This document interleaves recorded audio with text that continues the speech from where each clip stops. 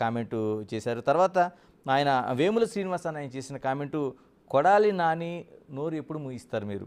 అంటే స్వాతి గారు, మీరు కొడాలి నాని నోరు ఎప్పుడు మూయిస్తారనేది ఆయన అడుగుతున్న ప్రశ్న. Wait and watch. అప్నా టైం ఆయేగా, మా టైం వచ్చేసింది.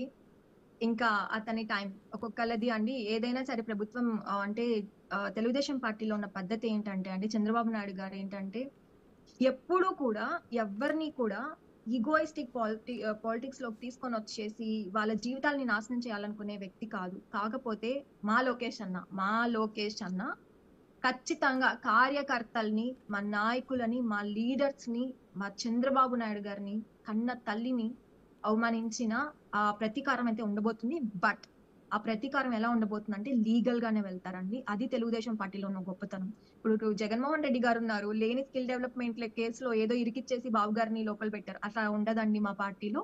మా పార్టీలో అంతా లీగల్ గానే, కరెక్ట్ గానే ఎళ్తాము. బట్ మీరన్నట్టు కొడాలి నానికి ఖచ్చితంగా ఉండబోతుంది. వదిలే ప్రసక్తే లేదు. ఏ రకంగాను కొడాలి నాని, రోజా, వల్లభనేని వంశీ ఇంకొంతమంది ఉన్నారండి. వీళ్ళనెవ్వరిని వదిలిపెట్టే ప్రసక్తే లేదు. వాళ్ళు చేసుకున్న దానికి అనుభవించక తప్పదు. ఆల్రెడీ ప్రజలు బుద్ధి చెప్పారు.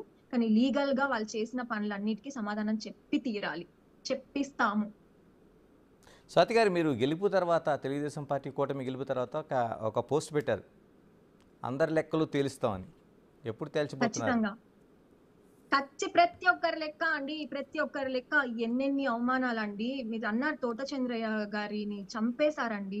అమర్నాథ్ గౌడ్ బిడ్డ, ఒక అక్కకి అండగా నిలబడిన ఒక చిన్న బిడ్డ, స్కూల్‌కెళ్ళే బిడ్డని చంపేశారండి. ఆ తల్లి కడుపుకోతను తీర్చొద్దా మేము?